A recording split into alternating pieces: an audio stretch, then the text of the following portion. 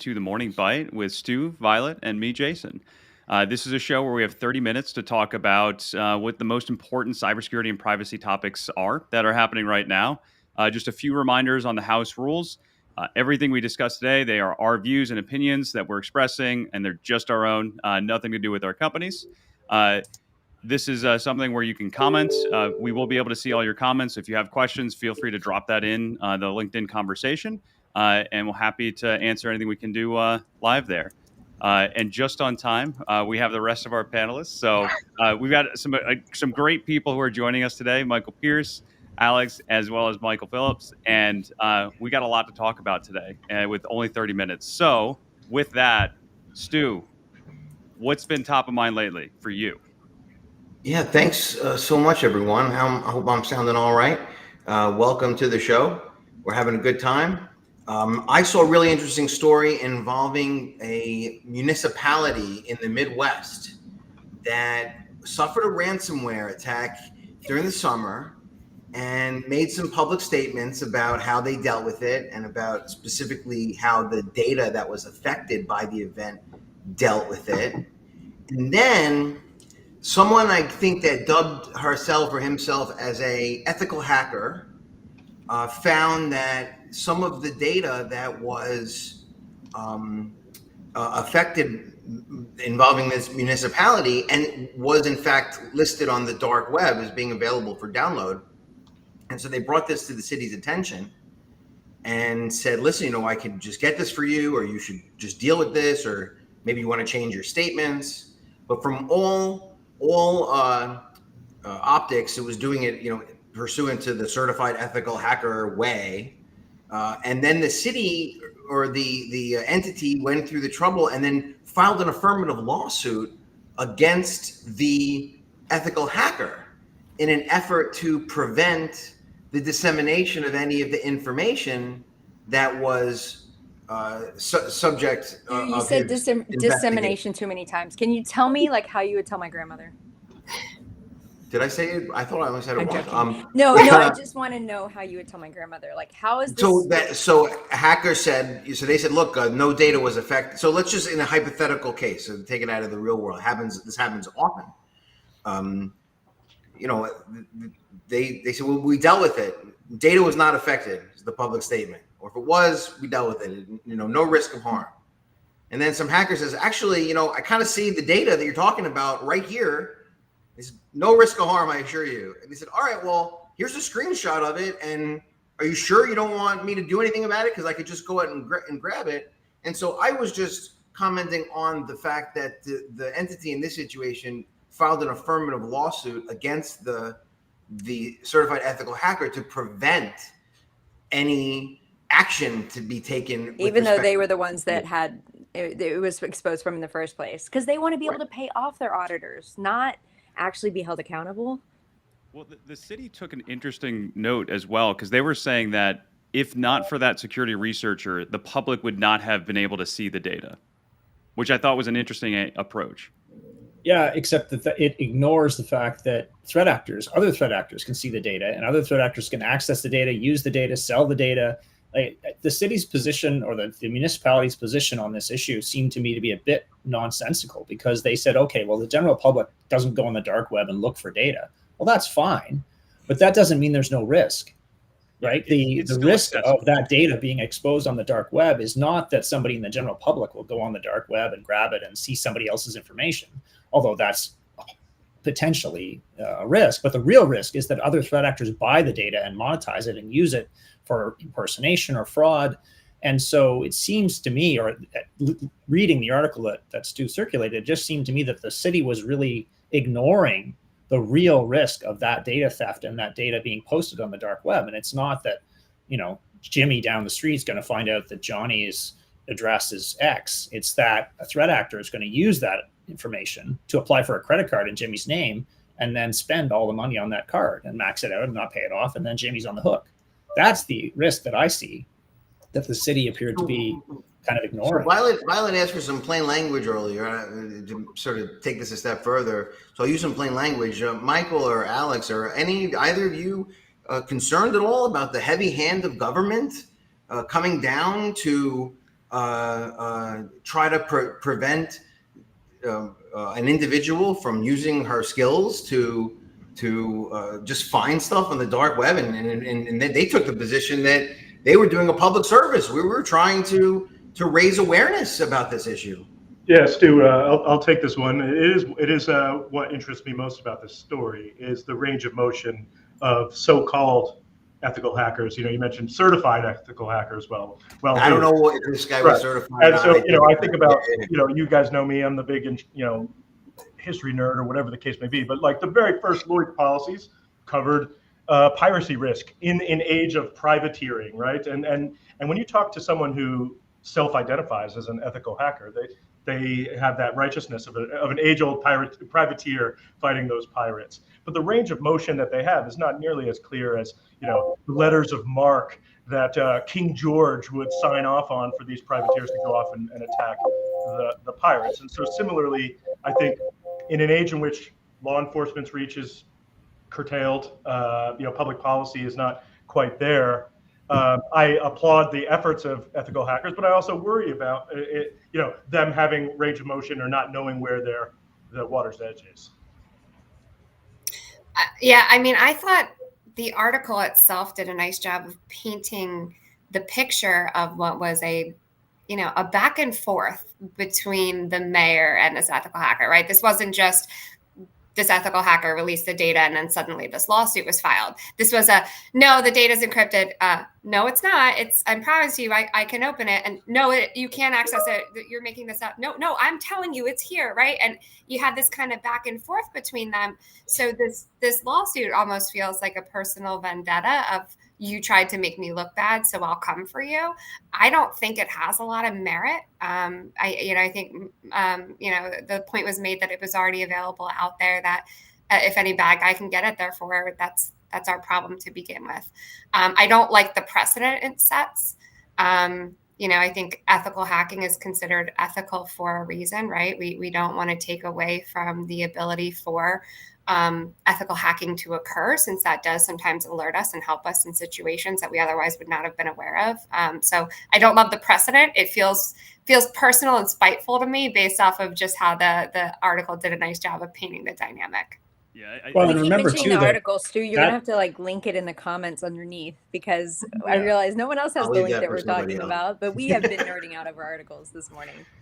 And remember too that the individual in question who's being sued didn't hack anybody. All he did, or all they did, was access data that had already been hacked, publicly available. Yeah, so we're talking about them as an ethical hacker, and that's fine.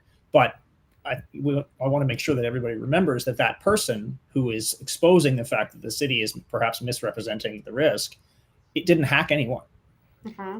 Yeah, to me, this is the equivalent of it being publicly available is also interesting, right? Because that's where the argument in the lawsuit is, well, is it publicly available? This isn't something lay people go and access. But it's still publicly available. Matter, right? Yeah. To me, this is where somebody throws out something into the garbage. Like, you can go into that garbage, right? Like, it's just in a dumpster bin somewhere that anyone can go access if you just feel like doing that. So let's transition, though, to our next story.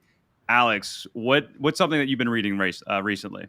Yeah, so something that caught my attention in the headlines in the last week or so, just because you hear this word now and you're most often hearing it in the context of politics, which is fracking. There was a cyber attack on Halliburton, right? Publicly traded fracking organization. And so it caught my attention, and it just got me thinking between that, and there was reports of one location of a Planned Parenthood getting attacked, that without getting political, right? We know the reality is there are politically and socially motivated cyber attacks out there. And I think, if you looked at it as like a pie graph, right? What piece of that pie, if there were really only two pieces of all cyber attacks that occur, are truly politically, socially motivated versus the resounding majority, which we know are really financially motivated. But my question for discussion for the group is, do you think that pie is shifting? do you think, especially in light of this being a US presidential election year, that chunk of the pie is actually growing? And we're seeing it used now in warfare with the various geopolitical challenges we're happening around the world. Do you think that's really starting to take more and more precedence? Because it certainly dominates the news, right? That I don't think the news is proportionate to what the reality of actual attacks are, but I welcome feedback from the group on this. I could start. I'll tell you that from our practice, because we keep metrics on this, only a very, very tiny percentage of claims arise out of hacktivism. We do see it from time to time. And I would say, and there's maybe an overlap between state-sponsored attacks or state-motivated attacks, where there's sort of like it's a group that's strongly associated with a government entity. Versus a independent group of knowledgeable computer people that are politically motivated, and so that those so-called hacktivists. So to go to your second question, though, Alex, are we seeing an increase because of a U.S. presidential election year? The answer is yes to both. I would imagine a company like Halliburton always raises an eyebrow because of the fact that they're a government contractor. And so by virtue of being a government contractor, they have to fill out all sorts of assessments and provide documentation and go through auditing. And cybersecurity is a very large part of that. And so I cannot imagine that a company like Halliburton's cyber program is nothing short of robust. And to the extent that they were compromised, or so the articles seem to suggest, to me, that would suggest that that's something that's a sophisticated operation, not just a random, I was going to say something and interrupt you, but then I realized that Michael Phillips of CFC, which we need to call him now the full name the whole time. Only heard him now. Michael Phillips. My birth certificate has been changed. Will you post that to the dark web so we can verify that? You look like you're about to say something. I do have something to say, but I was handing it over. No, I have absolutely. You know me. Go ahead, Violet. Yeah, his won't be worthwhile. Go ahead, Violet. So what I think the thing to remember is the monetary game sometimes, and a lot of times preys on those that don't have good security measures. So the ones that are political and social, targets, they have one advantage. They're tipped off that their data is important. We see all the time in this industry, school districts, small little, I saw a cemetery one time, get hacked. And I was like, what are you doing? And they didn't, and there's these small groups that they're the real constant thread is they don't have the budget focused on cyber enough to thwart the daily attacks. So it's not like they're just pinpointing different ones. It's that they're throwing the net really wide, and the ones that are actually getting hit that we see, I think, are the more unprepared ones. Yeah, and just to piggyback on what Violet is saying, threat actors, the vast majority of threat actors are looking for low-hanging fruit, right? Because they're in it for the money, and so they're attacking anybody and anyone and anything they can see that's vulnerable, right? And so Violet's absolutely right that the more motivated attackers really are looking at, or this kind of attack, a sophisticated attack, like on Halliburton or on Apple or Hewlett Packard or government entities, they are really much more arising out of threat actor groups that are nation state backed or nation state aligned, because you need to have a certain level of expertise in order to mount those attacks successfully. Your garden variety hacker isn't going to get into Halliburton. They just don't have the technology, but the state-sponsored, state-aligned groups do. And so those are the ones used. And those are the ones that we see. They're much more publicized sometimes, depending on who the target is.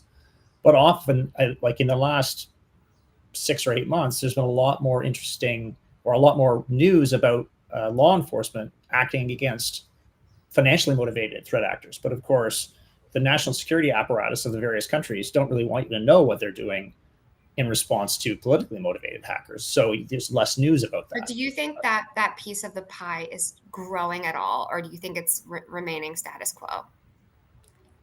I just learned how to do. I can overlay the chat so we can make fun of Spencer on here. I know. Yeah, I would say it's growing That's not certainly here, though. Oh. over the last 6 or 8 months. You think it's growing? Yeah, I do. Yeah.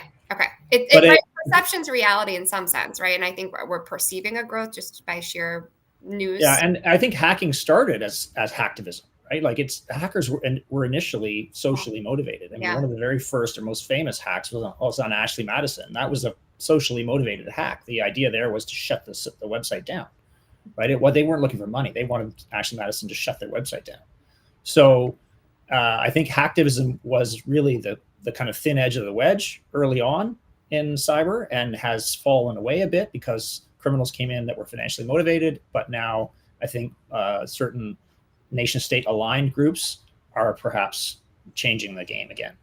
So I have to take the dissenting opinion here. I think they are very different, specifically because when you look at ransomware, they are financially motivated. And there are instances where you have nation state threats, Russia, who have used ransomware as a guise, right? Look at WannaCry and NotPetya. That certainly was not meant for financial gain. That was meant to try to, screw with Ukraine before they decided that they were going to invade them. So I always separate this out in my mind, because when I look at hacktivists, they are not sophisticated, right? Like their tools are DDoS. They might do some basic hacking, very basic things, still can cause damage. But even in the Halliburton cases and others with larger companies, some of these ransomware cases, they're not sophisticated attacks, right? It's a standard playbook, and they're able to find some gaps, because the larger the security program is, the harder it is to manage and the more gaps that can pop up. So I tend to try to separate those two. It certainly can be overlap. Look at North Korea stealing crypto, Do you right? separate hacktivism from true nation state sponsored attacks? Yes. Yes. Okay. Yep, 100%. And that's a fair distinction. And you're right that the hacktivists are less sophisticated than the nation state aligned or nation state backed threat actor groups. And Yeah, the challenge is it's all blurring together today. So, Well, do you think there's been growth in that segment, though, relative to just the financially motivated attacks? in terms of hacktivism, No, actually, nation state like sponsored. True. I think nation state motivated. threats have been steady. And I think you have more countries that are getting into the fold. So we're seeing more of that, right? Like early days when I would do investigations in nation states, it was basically China dominating all of that. But now you have Iran, you have North Korea doing things, you have all these other countries that are upping their games. And Russia, look at, SolarWinds there. So there's definitely more there. I don't think the U.S. is innocent in this either. I of course think not. we'd be naive to suggest that we haven't had our own dabblings. Yeah, it's modern day spycraft. Mhm. So, all right, we got about 13 minutes left, so I want to make sure we get the two Michaels here to give us their takes.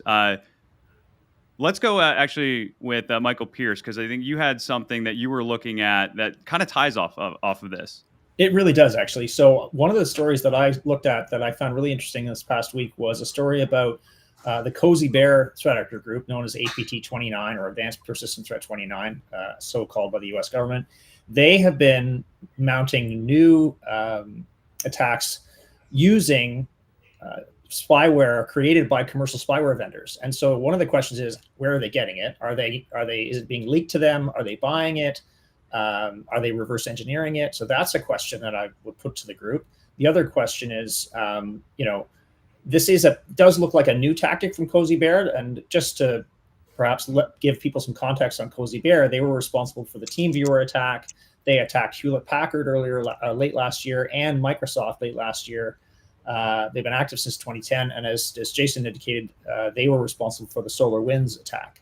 So they are a very sophisticated threat actor group, and they're now branching out into even more sophisticated technology. They have leveraged technology in the past in their attacks, and they're leveraging this commercial spyware even more so. And they're using it in these new attacks where they compromise a website, and anyone who logs onto that website with a device that hasn't been updated to fix the vulnerability is attacked. And so they're using that to trap anyone and everyone they can find. They attacked the Mongolian government, apparently, and use the information they gained there to further their attacks. So I'm curious to hear from the group, how, like, the two commercial spyware vendors that have been, whose software apparently has been used, both said, no, we don't sell our software to Russia. But the interesting thing to me is, how are they getting? Are they reverse engineering it, or are they buying it, or are they stealing it? I'd be interested to hear your the thoughts. only thing I can picture is this like SOW that's like says not the bad guy, like or not a Russian spy, and then someone's like, sign it, we're good. I've been in that world. I know how fast those SOWs go through. Well, and the interesting thing was the timing. It's like some of not on their the sales usage of the software was, just a few months after it had been released by the commercial software vendors. So, and the people who are, or the organizations that are buying from these commercial software vendors are governments. So they're releasing a new zero-day vulnerability attack that governments can use to spy on their adversaries. And I'm sure our own governments are doing this. And in fact, one of the vendors said they sell to American and Israeli aligned governments. And then, 2 or 3 months later, the same zero-day vulnerability is being used by cozy bears in an attack, in a swing hole attack, where they compromise a website and just wait for people to come to the website. So the timing is like that's a pretty narrow window if they're reverse engineering. Answer your question, Michael, about what are they doing or how do they do it? I would just raise the idea of just brokered access as a concept is a extremely something that happens all the time. And it's a big part of the whole hacking sort of ecosystem, and that's the organized part of organized crime, right? I mean, we don't know how people get the access or how they figure out, but it's someone, and that's reportedly how they got into the Vegas casinos. And what about the tracking of the technology and the licenses? Like, wouldn't you be able to say that license did bad things and connect it back? So one of the commercial spyware vendors was contacted, and they said they did come out and say that they do track the use of their software and they haven't seen anything.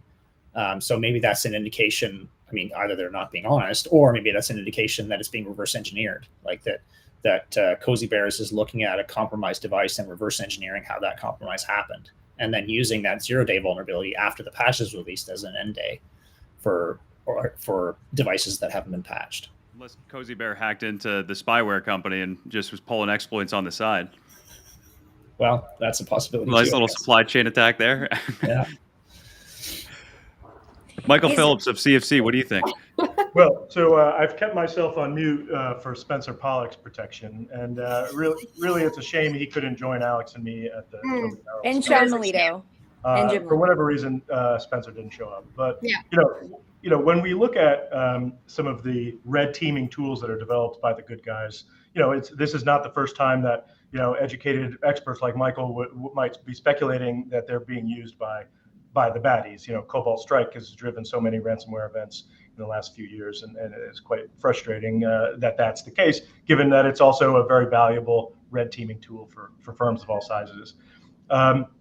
Thinking about how they use that for that widespread persistence that Michael was talking about, I think that does show the hallmarks of offensive cyber operations, where they want to have that extraordinarily large net because they've got the computing power on the other side to sift through data at scale or pursue multiple objectives at the same time. We saw that with like the Hafnium Exchange server events, different APT a few years back. But scary times we live in.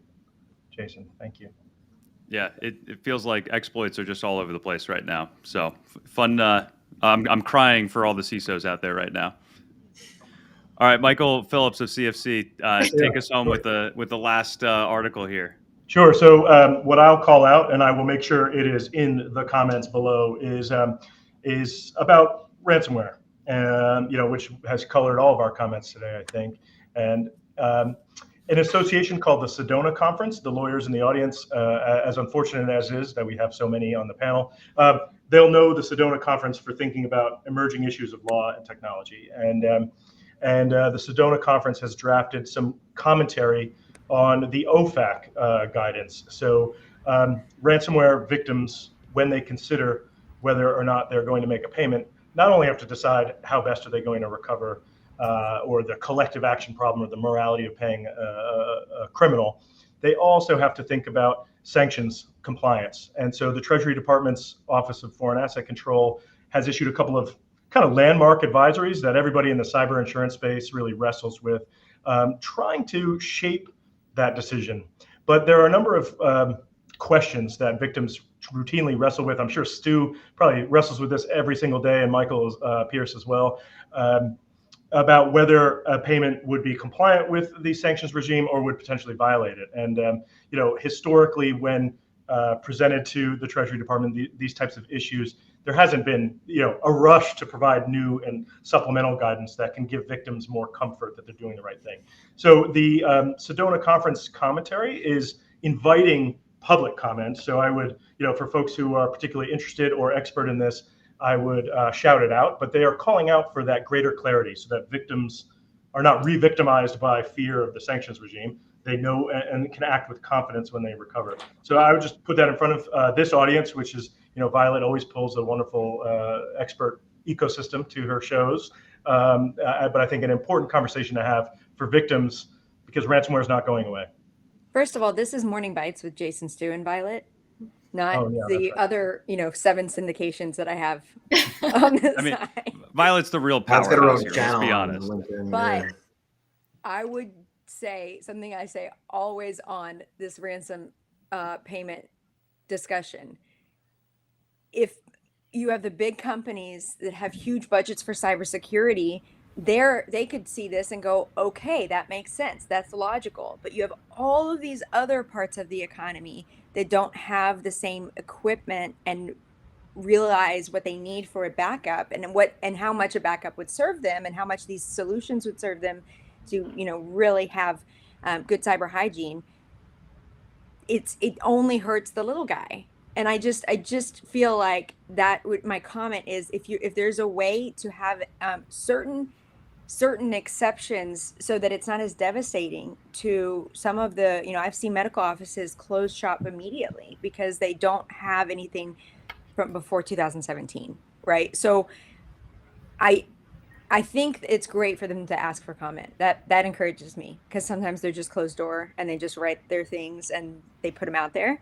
I just think that the comments hopefully are taking in mind, the macroeconomy and not just what they would like. Because of course we can all agree that we don't want to pay ransoms. Well, no one wants to pay the ransom. We're going to say something. What do you think? Yeah, I don't think. Go ahead, Stu. Finish your thought. I'm so sorry. I don't think that's a lot of what the Sedona Conference was at issue. I thought that one of the things that was troubling about OFAC is that they say, well, there's strict liability if you get it wrong. And so you can try, but whoops, if you accidentally pay the wrong person, you're going to be responsible for all kinds of treasury related issues.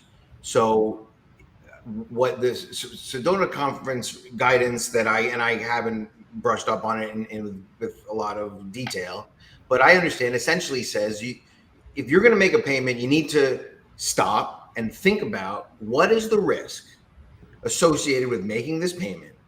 Who are you making it to? Who are you likely making it to? What's the intelligence that you have about who it is you're working with on the other side? Is there a risk that you may be violating OFAC? If it is, write it down. And because then if OFAC comes after you, you can at least rebut that presumption that there's strict liability on the part of the company for making a payment. So I applaud the Sedona Conference's efforts, as they always do, to try to make the world better or clearer.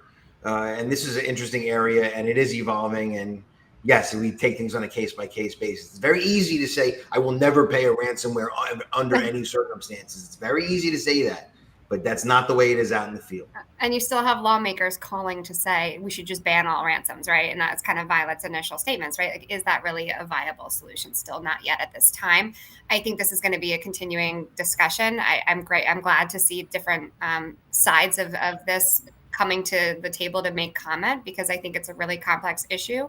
I think so far OFAC has played nice in the sandbox with those that have had to pay ransoms, right? Like, I don't think we've seen a lot of cases of the sanctions. And I think to Stu's point, which is, you have to do your due diligence and make sure you've got a case for why you felt it was still within the bounds to do so. All right. Well, Alex, thank you for those closing thoughts. We're coming up right to the end here. So thank you to the two Michaels, or I should say Michael Phillips of CFC, and Alex for joining us today. Really appreciate all the insights, and we will be back next month with the next edition of Morning Bites with Stu, Jason, and Violet. I just want to say thanks for not inviting Spencer. So thank you guys. Have a great day and go Birds Bye, tonight. everyone.